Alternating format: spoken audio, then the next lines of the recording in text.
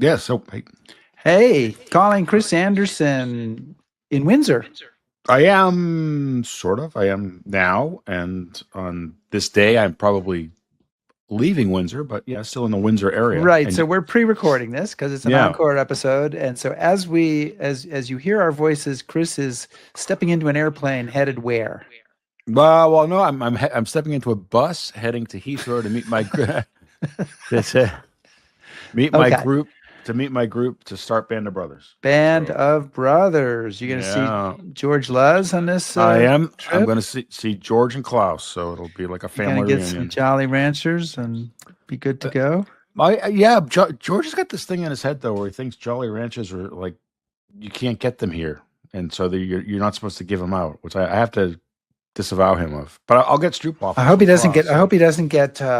Stopped by British Well, ice, which we would call well, bice. Bice. Hey, yes. So Welcome but everybody to you're- History Happy Hour. Yeah, you're Oh still yes, in I didn't even Chicago. talk about me. I'm back.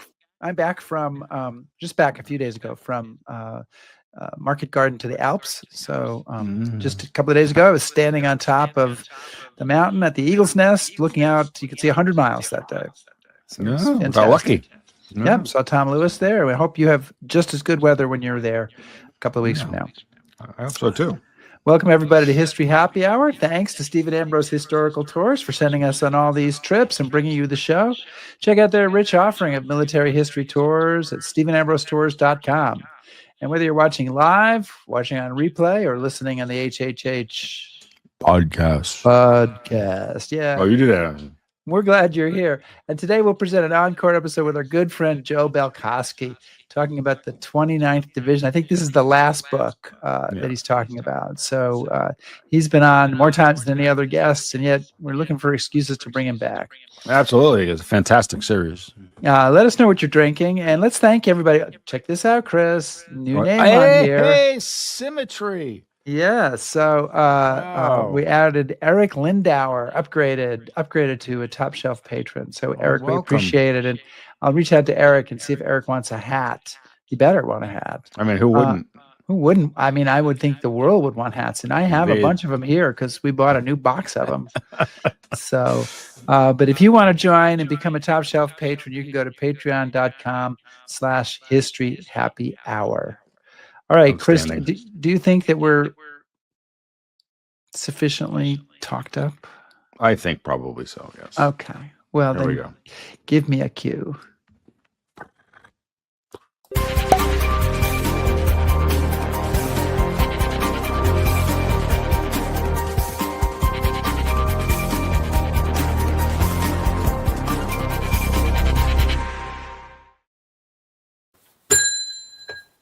The bar's open. I skipped the whole beginning of the show, but go ahead. Introduce Joe, bring him on, and I'm going to leave an email message. Okay, well, obviously we've been teasing this for a while, and we're obviously thrilled to have Joe Balkoski back on History Happy Hour. As if you don't know who Joe is, you probably haven't had any interest in World War II, because anybody who knows anything about World War II knows that Joe is sort of the dean of historians for Americans during World War II, particularly the 29th Division in Europe, and we have been following Joe's series of books about the 29th Division, and tonight we're going to have the final installment of a history of the 29th Division. This one is the last roll call, the 29th Infantry Division, victorious 1945, where we'll bring all this to an end. So we're very excited to have Joe back with us. Hey, Joe. Hi, everyone. We have to say that this show has so first of all, we did have immense problems getting Joe online with us, and then we've had problems on our Facebook page, and yet somehow we still have 54 people here watching, and I just put up a note on our Facebook page redirecting those people someplace else.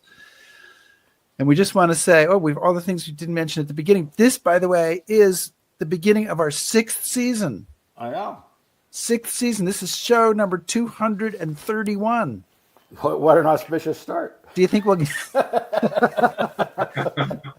Do you think we'll get to 500? Will we get to 1,000? Never see. I know. I So think I was show 2, maybe. Was I show I 2? think you were pretty early. you were very early. You kind of you've been like a benchmark through this whole thing, Joe. I mean, And I You're had an, my you're history an See? early. hat. So, and it You're looks it looks well worn too, so we appreciate it. yeah. It's at least been worn once. You're an early. No, it's a great hat. I really enjoy it. So, Oh, excellent, excellent. We're going to Yeah. use that as we're going to take that clip and use that as an advertisement for History Happy Hour for sure. Did you bring a cocktail, Joe? I mean, we've had such a confusion. I don't even know. What did you got? The 29th Division. 29 Let's Go mug, which is filled with an undefined liquid. I'll leave it at that. All right. Chris, you want to define your liquid? And your bookshelf either is about to tip over or your camera's a little tilted. All right. All right. Whoa, it's going to tip over in the other direction. What have you got to drink? Glen Turk 12. All right. How about you? I'm drinking a beer. All right. Chris, you can get us started off. All right. So, Joe, at the beginning of the book, you have a scene where there's a German prisoner brought into Ninth Army for interrogation, and I guess he's coming across as a little arrogant, and he says that I'm thoroughly convinced that Germany's going to win the war. And his interrogators say, "What are you talking about? You must be crazy. How can you think that? Why? I mean, is it the wonder weapons?" And he says, "Perhaps that's going to come one day, but what I need is an infantryman I have. Nicht alle Soldaten sind mutlos. Not all soldiers are despondent." And that quote kind of struck with me as I was reading the book because there's a lot more fighting going on, right? I think, our perception is the Ardennes happens, it's all over, and then we have a victory parade. But as this book kind of clearly points out, there's still a lot of fighting to happen. It's one of the least understood periods of the European theater. April of 1945 had an enormous amount of casualties on all sides, and more than Normandy.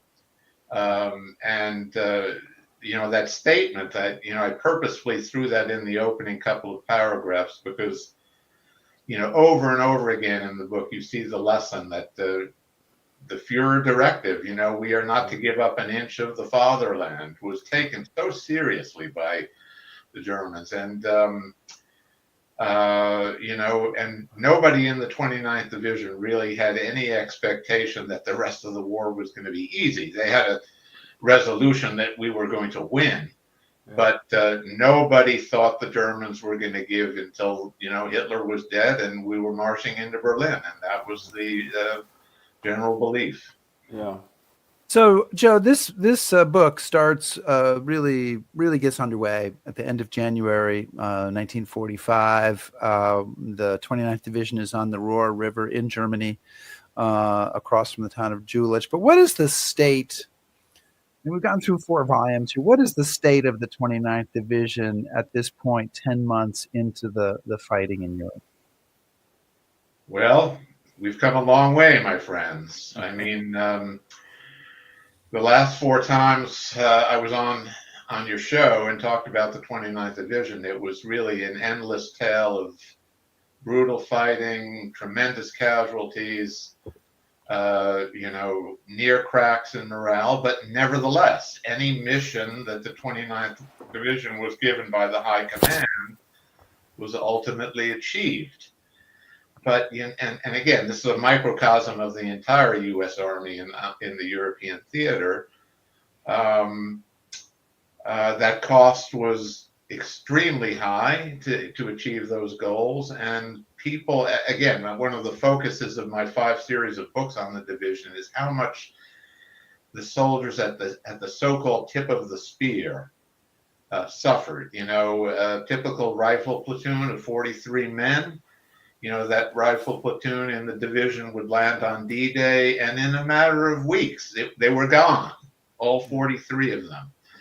And, whereas men in some of the rear echelon outfits or some of the units that weren't on the front line, artillery, signal, medical, they suffered losses at a much lesser rate. But the infantry ended up taking 95% of the casualties the division suffered, and by the time January 45 rolls around, it's over 20,000 men who've fallen in battle, and of those 20,000, over 3,000 killed.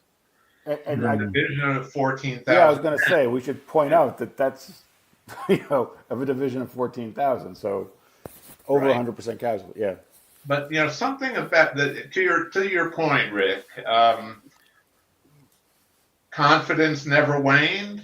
The men, as much as they were enduring tribulations that were hard for us to conceive in the modern age, they were fully ready to renew the battle once the high command dictated that it would begin again. And I would say that by mid-January of 1945, the 29th Division had not only succeeded in everything it had done, but it had matured by this point into really a very, very fine fighting outfit. And I don't mean to single out the 29th Division as the only one on the Western Front that was this good, because every U.S. Army unit that had been in battle against the Germans for a couple of months had now matured.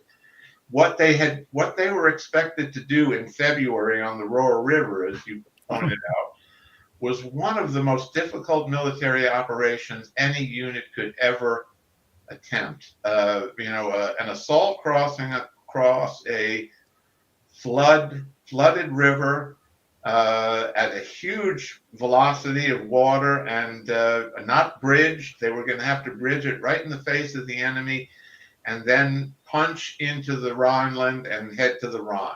And that is where the book really begins. So, but Joe, I mean, when we left them from the last book, I remember they were in some pretty dire straits. They were exhausted. They were pretty spent. You touched in the last roll call about how they're kind of reconstituted and that they're in really good shape as they launch this offensive, and we'll get into that. But what are some of the things that they did to kind of sustain that effectiveness? I mean, these aren't the same guys that mobilized in 1941 in Virginia and Maryland, and you get replacements, you're getting all sorts of people. How are they kind of brought on board? Well, that's a great question. The division was a real innovator in terms of bringing replacements into the front. In Normandy, all Allied divisions had learned the hard way that if you throw replacements into a unit without letting them acclimate to the front, they're going to not do well because they're not ready to go into the front. The 29th Division learned that lesson the hard way because they learned it right from the very beginning on D-Day. And by the time they moved into Brittany, General Gerhardt, and God knows we have many things we've said over the past couple of shows about General Gerhardt, but in a very positive way, he mandated as a division policy that any replacement that comes into the division must have several days, 3 to 5 days behind the front with the unit that he's going to go into battle with, and so he can befriend, if that such a thing was still possible, people in the unit, and get acclimated to throwing a couple of hand grenades, to learn how to dig a foxhole, and in general to try to get a foxhole buddy so that somebody can look out for you and you can look out for him. Yeah. And as I said, it bears repeating, by January 45, having blessedly not been committed to the Battle of the Bulge, they had a period of 2 months sitting on the Roer River in brutal weather, living outside for the most part, but nevertheless having some ability to have the men, rotated in and out of the front and really get to know some of their comrades. And one of the lessons, we'll talk about this later in the show, but there was a classic photograph taken during the Roer River crossing operation on February 23rd, and the man who was in that photograph was a rookie in the 29th Division. And interestingly enough, nobody ended up knowing his name. when he would, there's the photo. This photo, Rick and Chris, is one of the most iconic photos of World War II from the American perspective.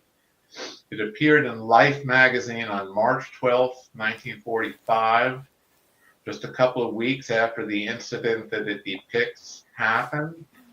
And, you know, it was, even at this late date in the war, it was extremely unusual in the American media to show a deceased American soldier in a magazine or a newspaper.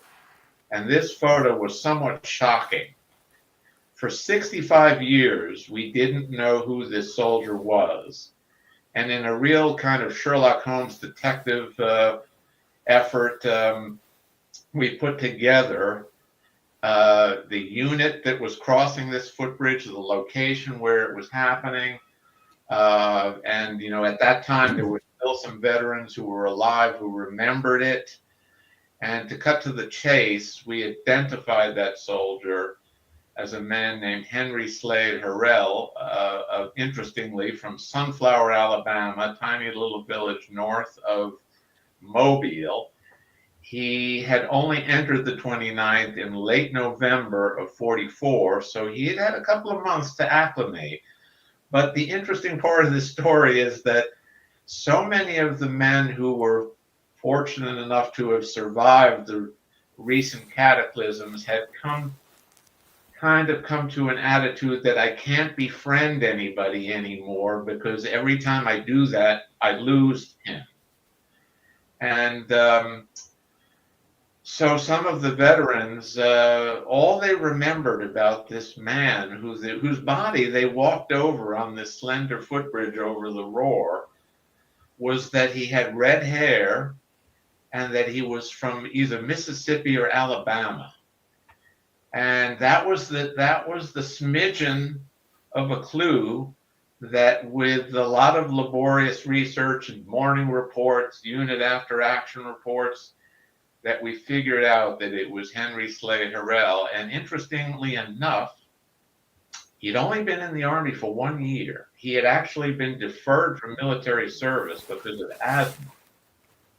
And he wanted to go in, and somehow he convinced the draft board and his father, who didn't want him to go, that he should go. And he went in exactly 1 year to the day before he died.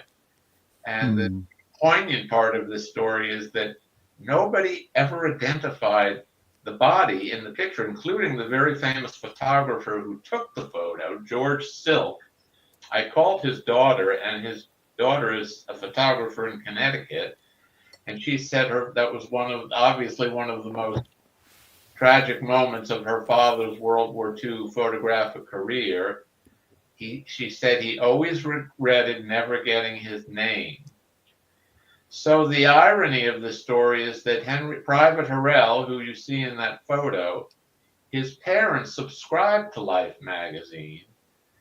And in the attic of their home, as recently as, when I made contact with the family 5 or 10 years ago, this issue of Life magazine was in their home. And the parents had no idea that photo that they must have produced in the magazine when they received it in the mail was their son. So that, what a story. That's a story for a Hollywood movie. Well, and if I'm not mistaken, Joe, isn't it that photograph that's used at the start of the divisional history? Yeah. Which is also, I think, kind of, I don't know, he comes to represent all the guys in the 29th. Very poignant. But the historian who wrote the original division history in 1947, his name was Joe Ewing, one of my best friends, of course, no longer living. He and I, we shared so many things because we were both historians and we both wrote about the 29th.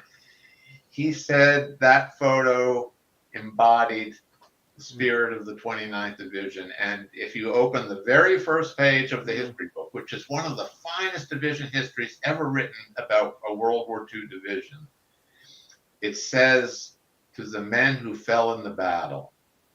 And the irony is that Joe Ewing didn't know the name of the soldier when he wrote the book. And now we know. And the family has been so supportive, and we're so honored when they found out that, we learned of his identity. And really, in some sense, I hope that they have some solace of knowing now that, he was, the effort that he died in, and that the unit that he served in was so proud of his service. So, yeah. And Joe, you say we, but I bet you personally were very involved in identifying him.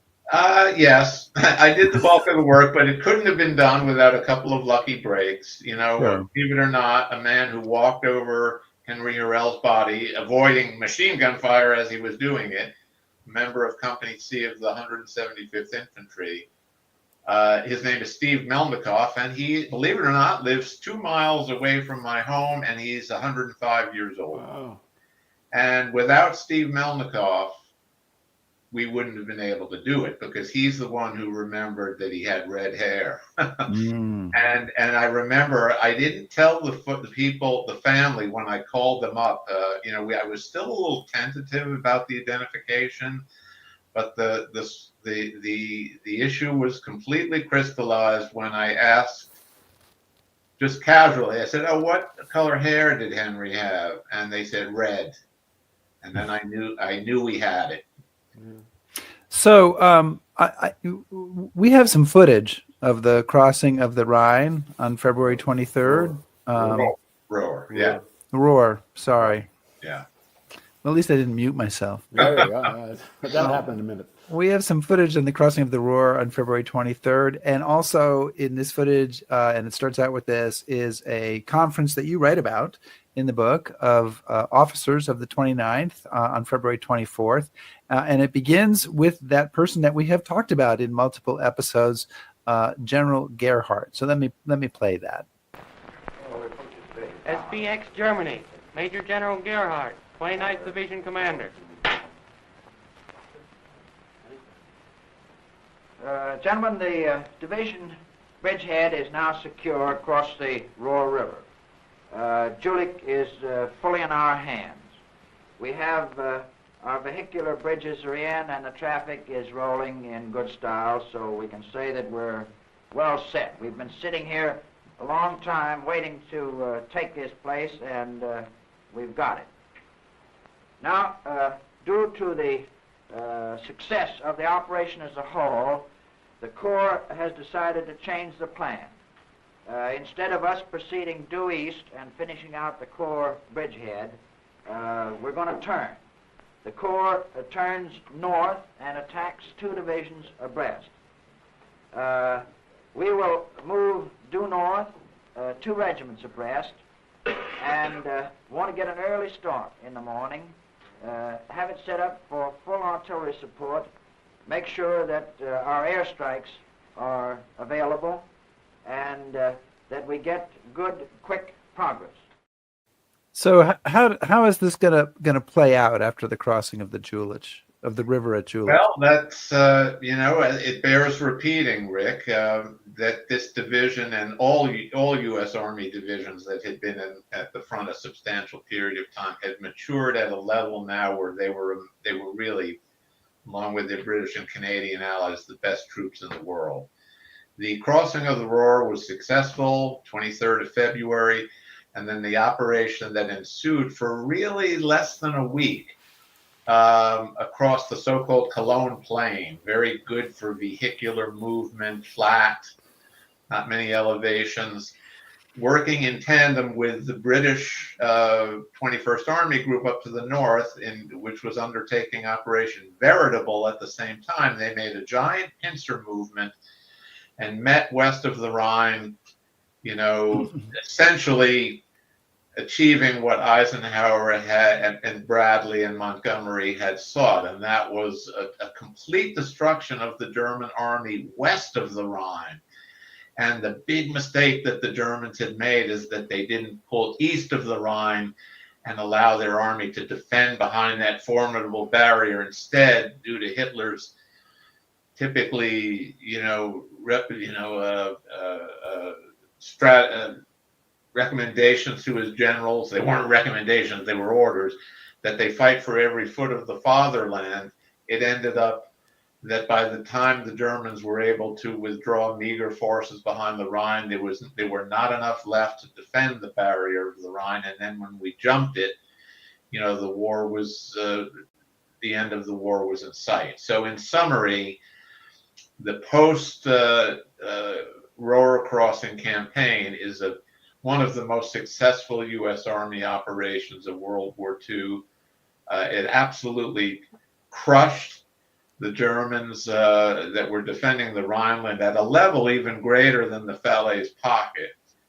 And, it set the stage for the final stage of the war. So, Joe, I mean, a lot of that, what I find interesting about that is a lot of that comes down to kind of the working relationship between Simpson and Montgomery, and it's not usually the narrative you hear when we talk about World War II in Europe. So how much of the plan as it's developed is down to Simpson? And since he's obviously the 29th serves in the 9th Army for so long, tell us a little bit more about him and what part he plays in this really important victory. Simpson was the brains behind the entire operation. He was the, I'd have to say the least known, yet perhaps the most skilled U.S. Army commander in the ETO. Yeah. He was the opposite of Patton. He did not seek glory. He did not seek media attention, but he was just ruthlessly efficient.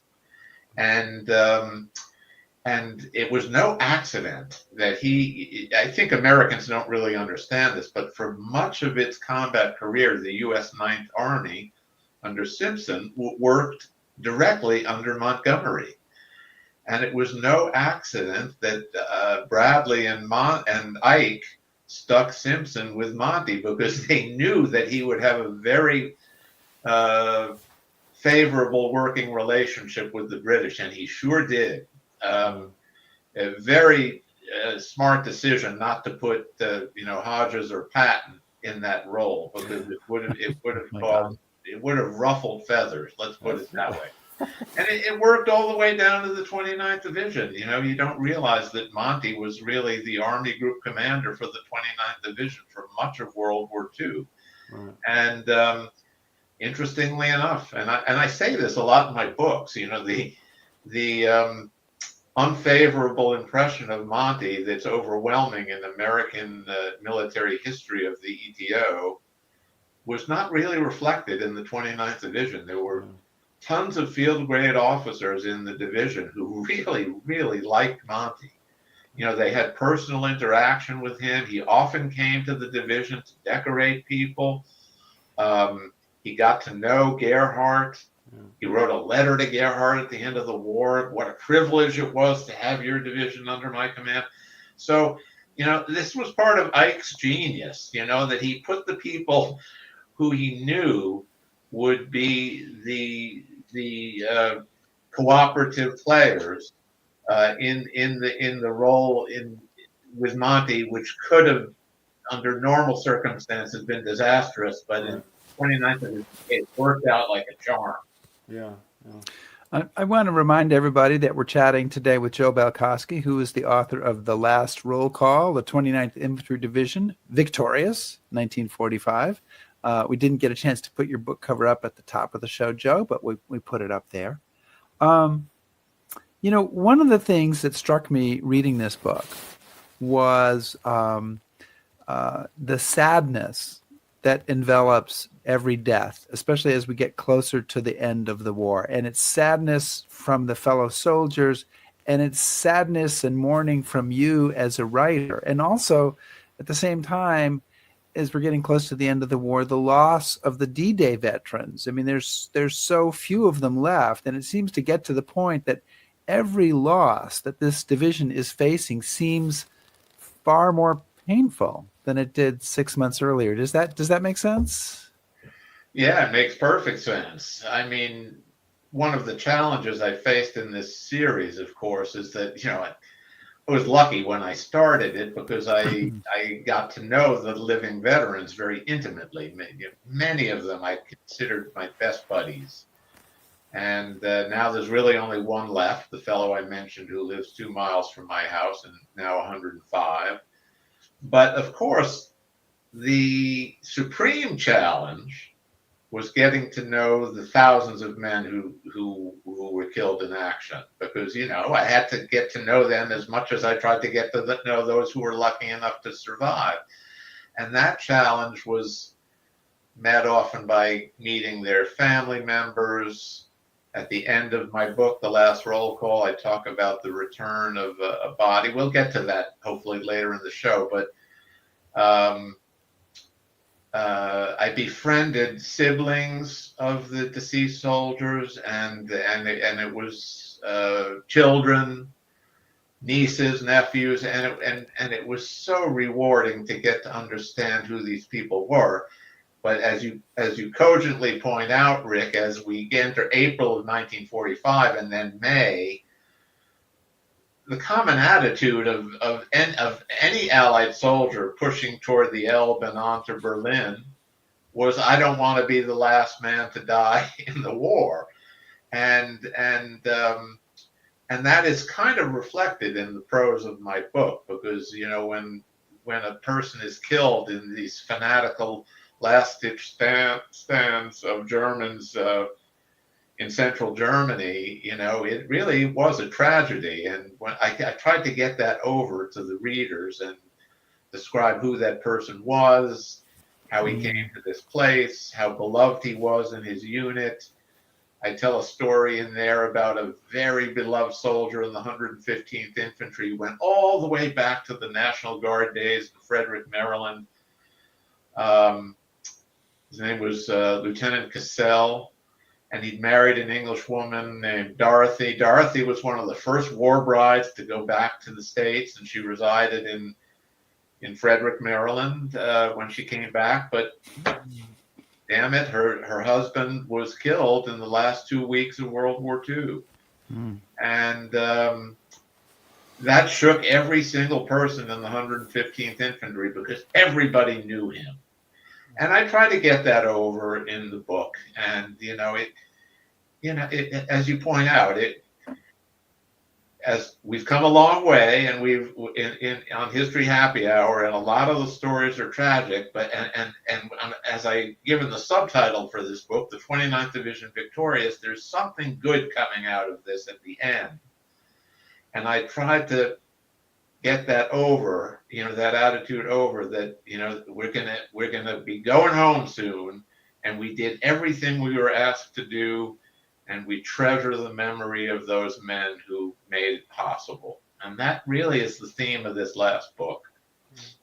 So, Joe, we've had several questions from a man named Mark Cool, and I just want to preface this by saying that Mark's had a father who was in the 17th Airborne, and we just recently had a chance to take him back to where his dad was. So, he's been interested in the war in Europe, and kind of how units function and sustain themselves. And he wanted to know, we've been talking a lot about losses. Are the American people aware of the attrition rates that the 29th and other units are going through? And also he wanted to know, are the Germans aware of this? Do they see that as a weakness? Or, how much do people know about these losses?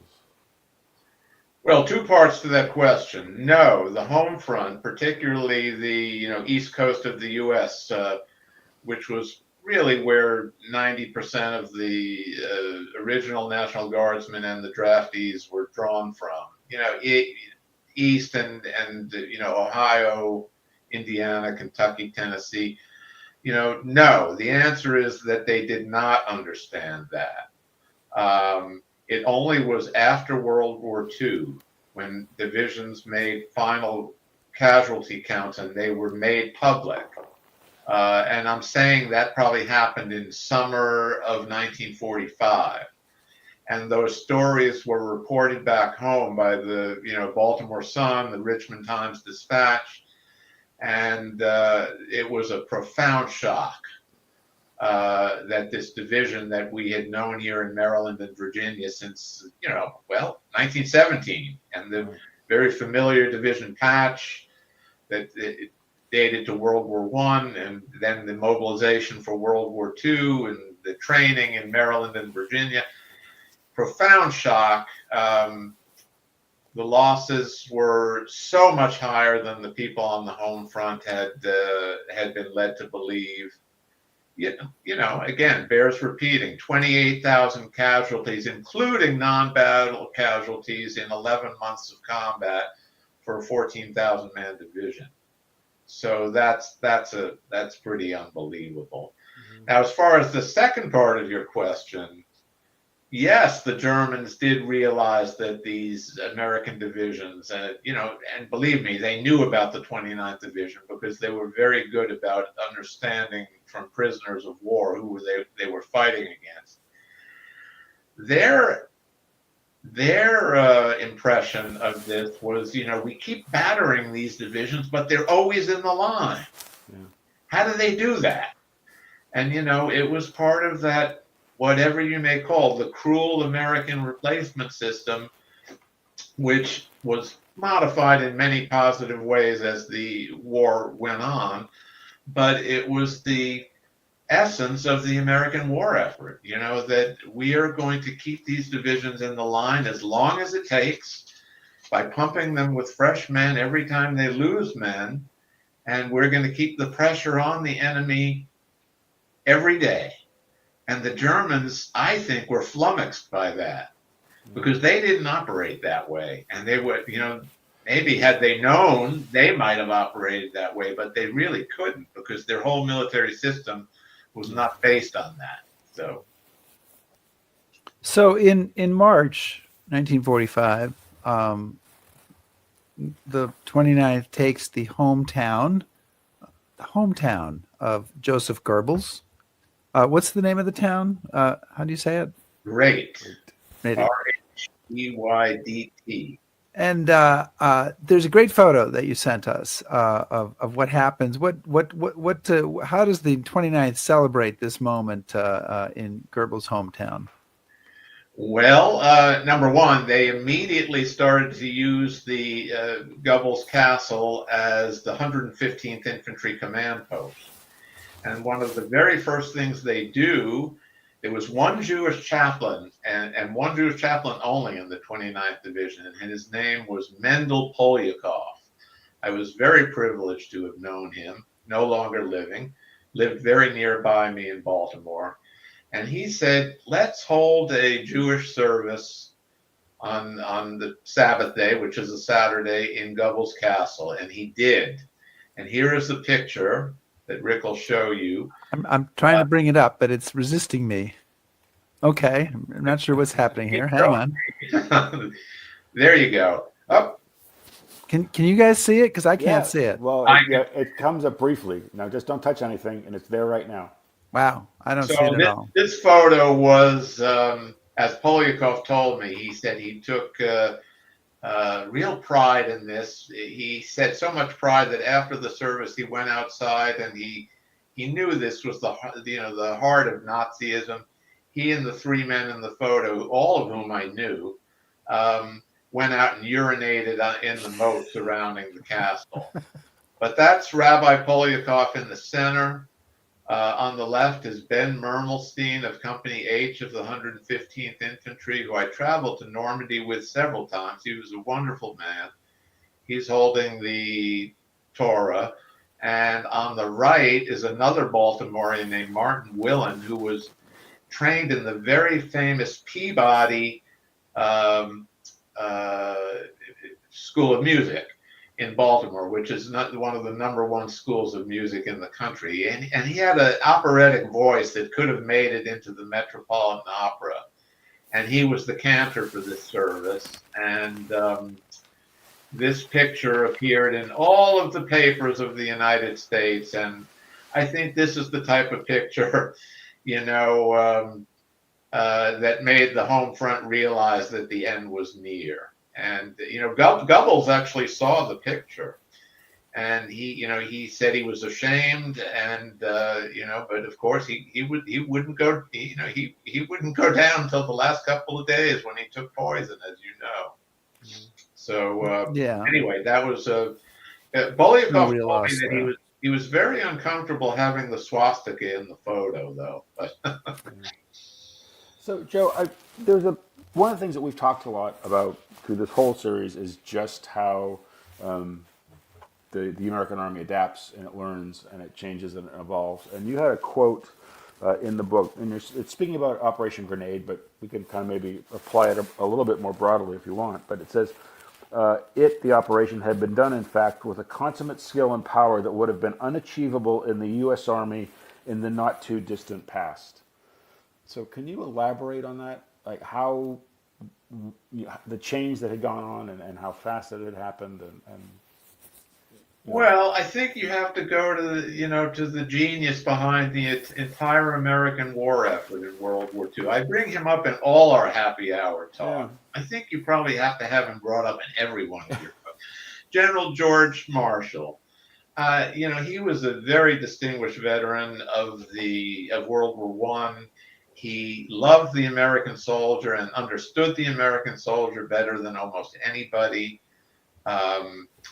Some people called him a genius, although he would have been the last person to ever say that, of course. He was very, very modest and he did not seek attention. But from the very beginning, he understood that the German military tradition of discipline and obedience was such that the American army, composed almost entirely of citizen soldiers, was going to have a hard time really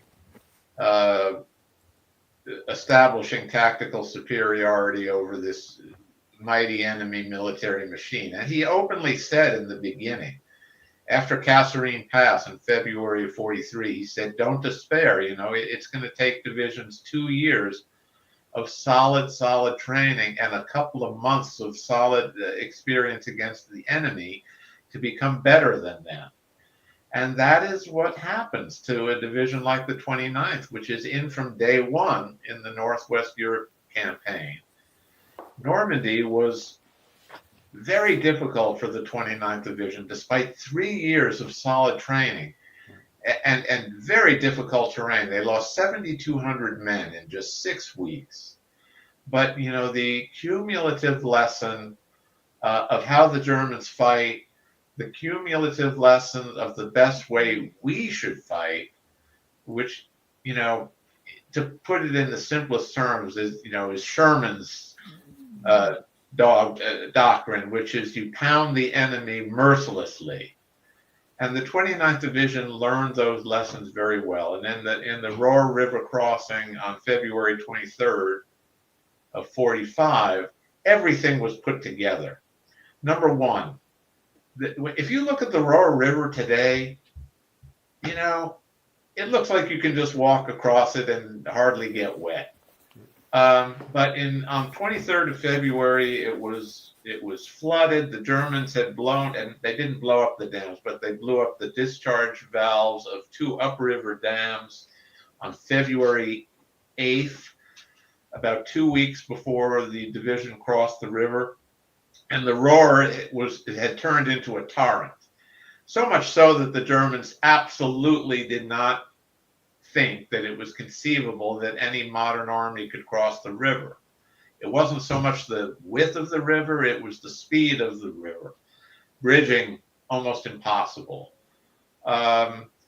So the American army was getting good at everything it did. It wasn't just the 29th Division in this team that made the crossing. It was tons of sophisticated equipment. It was thousands of supporting engineers. It was hundreds and hundreds of supporting howitzers and cannon, and the genius of William Simpson, the commander of the 9th Army, who made the very fateful decision to make the crossing when the flood was still raging, so that the Germans were surprised. So the combination of the brilliance of the high command, the efficiency of the supporting units, the power of the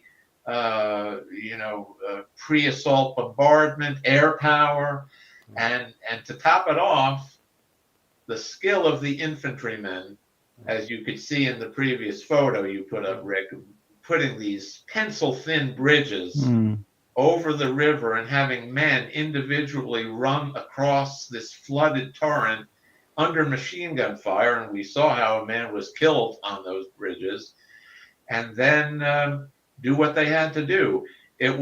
That's why I wrote that statement, Chris. That and it was an engineer who was on the staff of the 29th Division or attached to the 29th Division who said something like, if I had been asked to do this mission at Fort Belvoir, I think it was Fort Belvoir, which was the engineer school at that time, he said they would have kicked me out and said it was impossible. And there's no doubt the German army couldn't have done it. So well, I think the other thing that impresses me too is that final campaign is not only that they can adapt this crossing, but they're so quick to absorb lessons learned and adapt. You talk about the night fighting, you talk about leapfrog tactics, all these things that they're kind of getting their head around that problem pretty quickly. Yes. And that also speaks to, I think their professionalism. Yeah, everything was put together. As I mentioned in the previous talks with you guys, tactical air power in the American Army was pretty inefficient up until the late fall of 1944. But by early 1945, the use of tactical air power, thunderbolts and lightnings and, really coming down to help the frontline infantrymen was refined and very, very useful. And all of these, lessons point to, yet again, how right George Marshall was, how it takes a long time to get good. But once we were good, the German military machine was actually, in comparison, was puny. Yeah. Now, that was not to say that, their soldiers, no 29th Division soldier would ever say a German did not fight ferociously. Up until their dying day, they had a respect for the German fighting man that was very, very intense. They never gave up. One of the things a lot's happening with this division as they're approaching the Elbe River, and they get to the Elbe, and then it's not even say. I'm not even sure I've ever talked about the Elbe River out loud. Perfect. Elbe, not the Elbe, the Elbe. I'm just trying to make Chris laugh there. They run across some V1 factories, but then they reach the Elbe and they get quite a surprise, Joe, and maybe you can tell us about it, from a German delegation that shows up and basically says, "Hey, we've got about 10,000 people who've been working on V2s, and we'd like to cross the Elbe and surrender to you." And that really surprised me. I mean, I did not realize the 29th's connection with that. And I can't hear Joe. Well, that's May 2nd. I struck you dumb there. Yeah. You did. May 2nd, 1945, short of D-Day, is probably the most amazing day in the close on 5-year history of the 29th Division in the war years.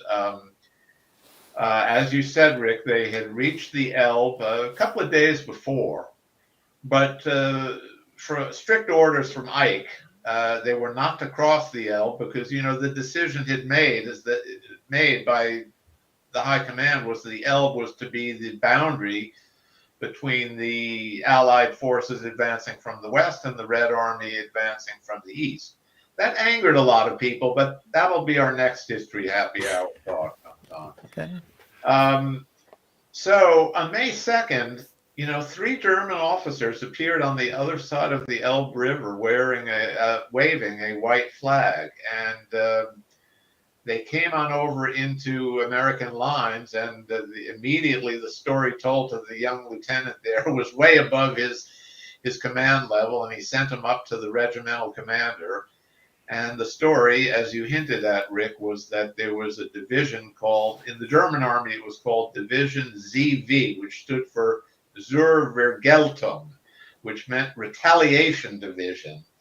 That division had operated for a lot of the last year in Holland, 10,000 men, and their specialty was operating and maintaining V-2 rockets, which were one of the German wonder weapons, which really might have impacted the war had they used them earlier and more efficiently, because there was really no answer to them other than destroying the sites where they were launched.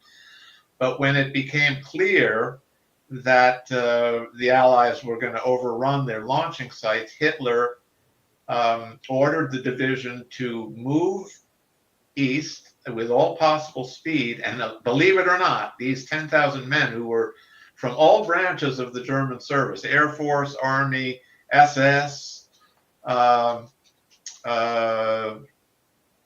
they were told that they were going to go into the Battle of Berlin and fight as infantrymen.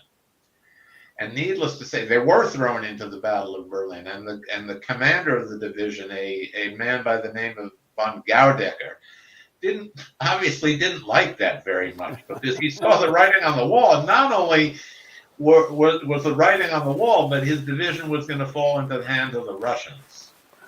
So he secretly sent these 3 officers to the Elbe, and lo and behold, they fall into the hands of the 29th Division. And these 3 men say, we have a secret plan. We're going to pull this division right off the bat out of the line at Berlin, and we're going to march them 60, 80 miles to the Elbe. We're going to cross here, and we want to be taken prisoner by you.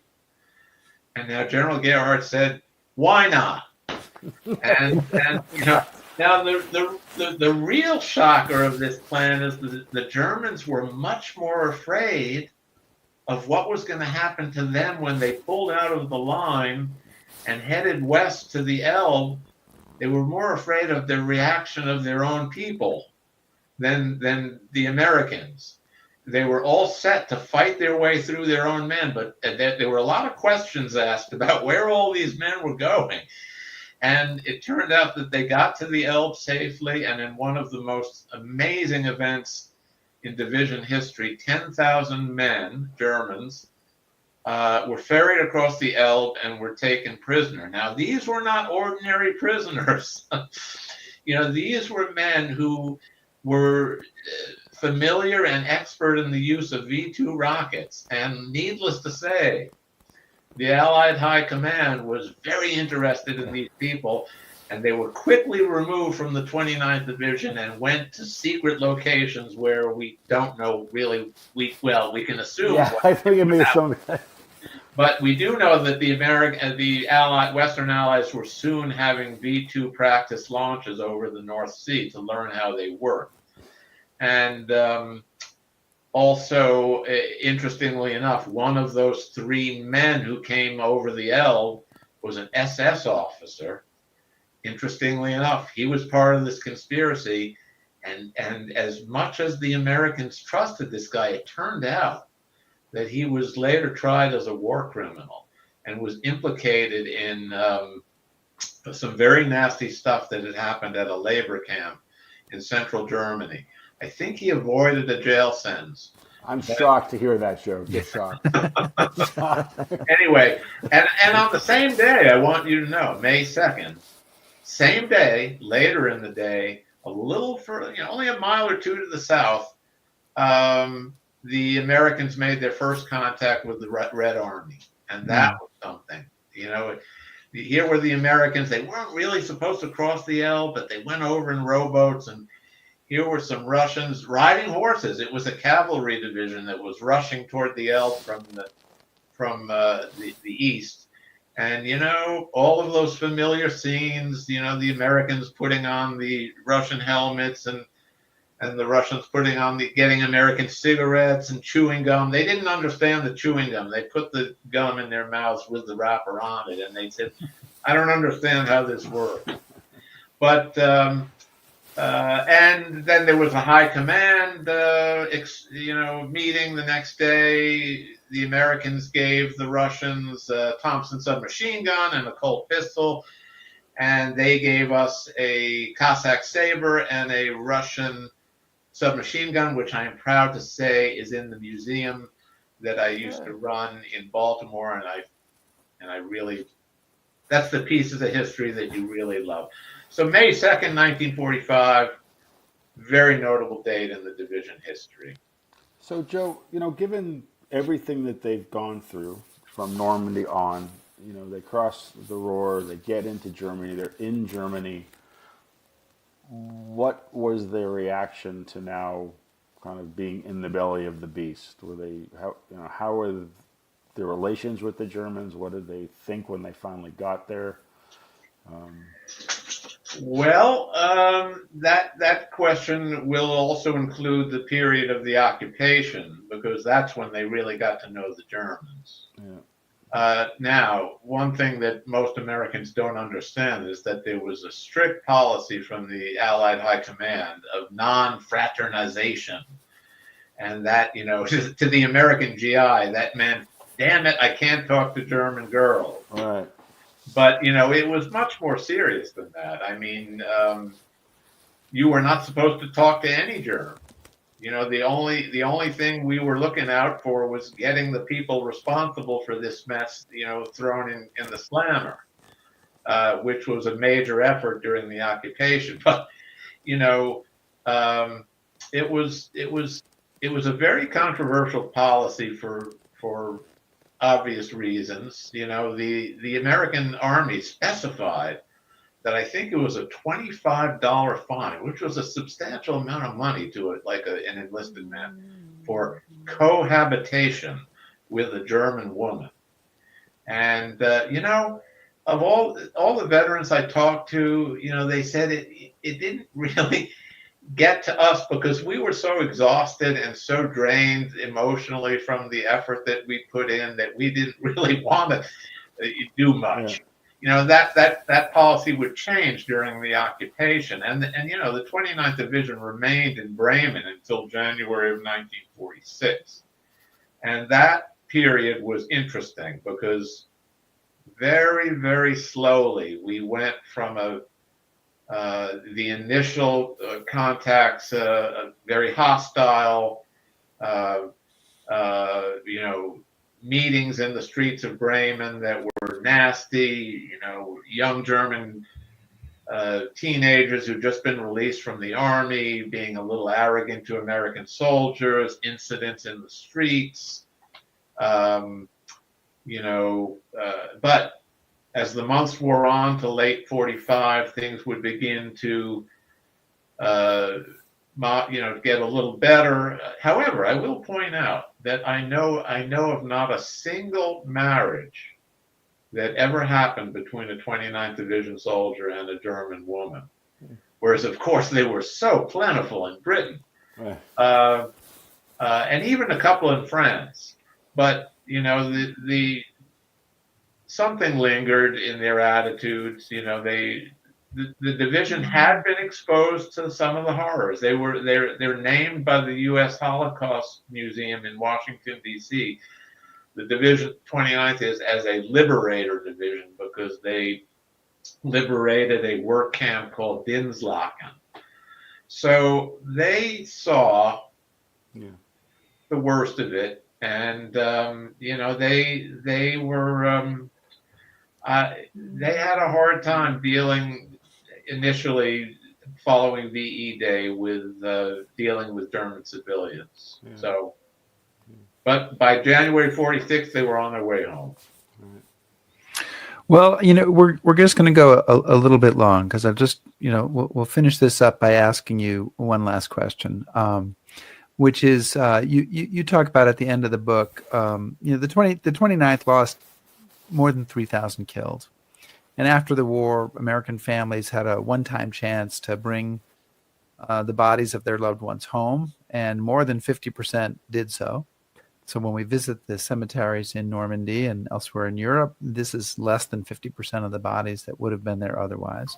And in telling that story, which is what you wrap up the book with, you focus on one soldier, Morris McGrath. So as we end the show, can you tell us his story? Yeah, Morris McGrath. I came to know his family very well because his sister, Catherine, his younger sister, used to attend 29th Division reunions. Now, he died on October 7th in combat in Western Germany, in Bayswaler, Germany, and was buried in the Henri Chapelle U.S. military cemetery in Belgium. But Catherine, his sister, used to attend reunions just to try to meet her brother Morris's buddies. And she knew very little about his service, but I looked up his service. He was a highly decorated hero on D-Day. He was named specifically by S.L.A. Marshall, the famous U.S. Army historian of the wartime period, as one of the remarkable Omaha Beach heroic figures. He later went on to command a company in the 116th Infantry. He was a highly intelligent man. He was from Philadelphia and had a very lovely English girlfriend. They did not get married. And a very lovely family in Philadelphia who I came to know. Anyway, as you said, Rick, the U.S. War Department gave every family who lost a soldier or sailor or Marine in World War II the choice of what to do with the loved one's body, and they got a form called Disposition of Remains. It was just a 1 or 2 page form in which you had 3 choices. Have the body remain in a permanent American cemetery overseas, have the body brought home to the United States for burial in a national cemetery, or the more popular choice, have the body brought home for burial in the United States in a private cemetery. And most people in America today don't realize this, but number one, this program was unprecedented. Usually in the past, the European powers, whatever, when they fought an overseas war, they typically buried their dead overseas and usually did not make a major effort to bring them home. And this effort was going to be monumental to bring hundreds of thousands of, over 100,000 men home from temporary cemeteries overseas. And most people in America have no recognition of how long and how hard this effort was. No American dead, with a couple of exceptions, were brought home to America until late 1947. And by then, America had gotten back into its peacetime routine, and even though it was only 2 or 3 years in the past, wartime memories were distant. But in I should start in July of 1947, the first dead in Europe were disinterred from the Henri Chapelle cemetery in Belgium. It amounted to over 6,000 men. I think the number was 6,300 men that were floated down the Meuse River on barges to Antwerp, and they were put on the U.S. Army transport Joseph B. Connolly.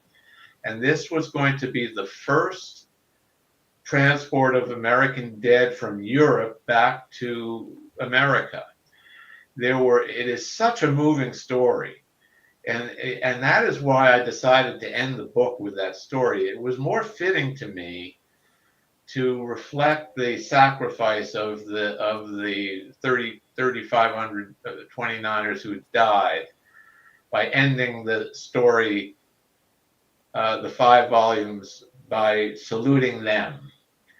And when the Joseph Connolly left Antwerp, supposedly thousands of Belgians lined the wharves solemnly to see the ship depart.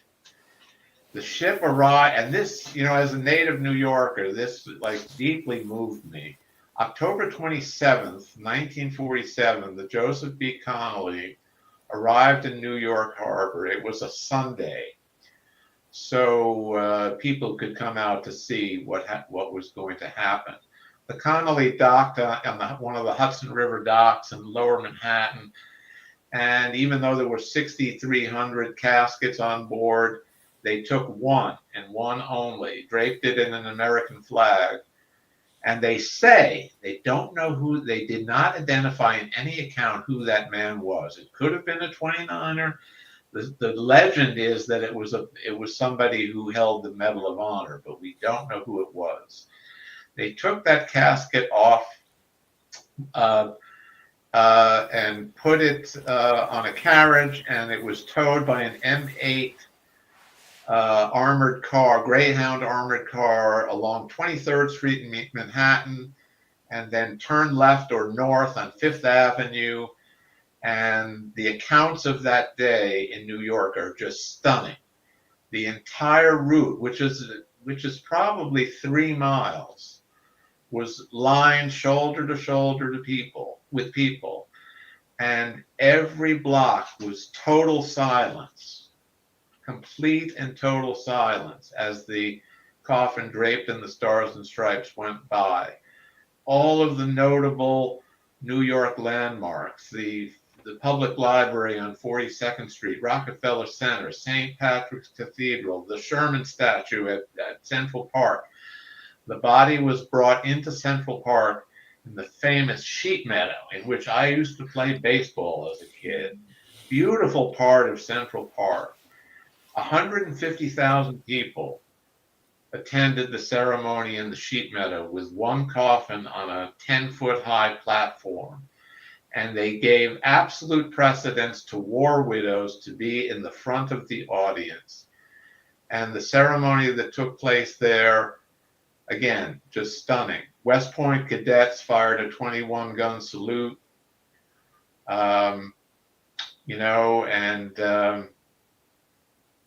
these were among the last words I wrote in my book. Morris McGrath ended up being taken. When the ceremony ended, the casket was brought back to the ship. The Connolly went over to Brooklyn the next day, and from there the 6,300 caskets were put on train cars and went all over the United States to return home. Morris McGrath, his casket you always accompanied the casket with a soldier of equal rank. So a captain accompanied the McGrath casket to Philadelphia. The casket was brought into the McGrath home for a wake. I guess this by now it was early November 47 at this time. And Catherine told me, his sister, gave me all of the details. They had a service in the Catholic church down the street.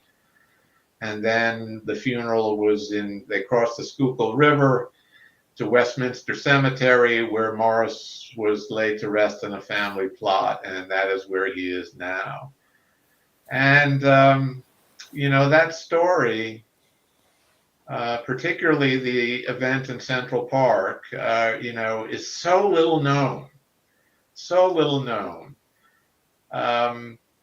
And, it was the last words I would write in this 5-volume series. And, it was tough for me to write them because, you might have thought I'd be glad to get this task done, complete. As one of my favorite writers, Shelby Foote, noted at the end of his 3-volume Civil War trilogy that when he typed his last words in, it said it felt like he had swallowed a cannonball. and I vividly remember typing in my last words, which was the burial of Morris McGrath, and remembering that I knew his family, and I'm still in touch with his family. And I was completely drained, and I have to admit, tearful, when I typed those last words in. And then I looked at my keyboard and I said, it's done. And, I haven't written anything since. So that is the story of how the book ends. I thought the last line of the book is actually a quote from a British poem. And it is often seen you guys probably know this because you go into Commonwealth cemeteries. Sometimes it's written on the gravestones of British soldiers. And I ended the book with, "At the going down of the sun and in the morning, we will remember them." And that is how the book ended. So my friends, we've come a long way. Yeah. Dan, well, Joe, I mean, you've been a real big part of the show, and I want to thank you for being on it for 5 times, 6 times. Hope we can find a reason to get you back, but I also want to thank you for all the work you've done on the 29th. And yeah, it's an amazing history that I think makes sure that they will be remembered the way that they should be remembered. And so excellent, so well done. Well, thank you. If I do gather up enough brain power to write another book, I think I know what I'm going to do. Instead of being this massive effort as I completed earlier, I'm going to write about one day, and that is I'm going to write about New York City on October 27th, 1947. I have a title. It's going to be called "The Day the Dead Came Home." And being a New Yorker, I'm going to try to put New York in perspective in this interesting period after World War II, but before really the Cold War is swinging into all its evilness. And anyway, what New York was like on that day and how New Yorkers came together in total respect for what their soldiers had done in World War II. So, you're the person to write it, Joe. And Joe, if you write that book, I know a show that would love to have you on to chat about it. I guess I'll have to write it then. Yeah, exactly. And maybe we'll have you on before then as well. Thank you very much. Joe Balkoski, author of a 5-volume series about the 29th Division. And we've been talking today about the last book in that series, The Last Roll Call, the 29th Infantry Division, Victorious, 1945. Joe, thank you so much for joining us all these times. You're welcome. There will be another time. Well, we'll find some reason to get you back. We'll work on that. We'll talk about that after. I have my hat, so Yeah, we right. need a coffee mug. You've got that. You didn't wear the hat the whole time, but at least you do have it there. There we go. See? Fair enough. See? Okay. Joe Balkoski, sorry for going long, everybody, but Joe, thank you so much for joining us today. All right. Bye-bye. Always great to have Joe Absolutely. Balkoski on. And yeah, we'll try to bring him back to talk about, I don't know, D-Day. Well, he was talking about didn't he have something another else he wanted project to do about something about Central Park and the ceremony when the guys came back. Or anyway, I really hope he does anything Joe does is going to be. We'll get into it with Joe Balkoski, and we'll bring him back on the show. But next week we are back live, and we will have on Lawrence Rees to talk about his book, The Nazi Mind: 12 Warnings from History. So that's an interesting topic. I have not looked at it yet. Have you started this book? I have. It's outstanding. Like all of Lawrence's books are, really insightful, scary, shocking, good stuff. All right. Well, please subscribe to us on YouTube. Follow us on Facebook. Shout out us on Blue Sky. Listen to our podcast. Back us on Patreon and browse historyhappyhour.com. Thanks, everybody. Stay safe.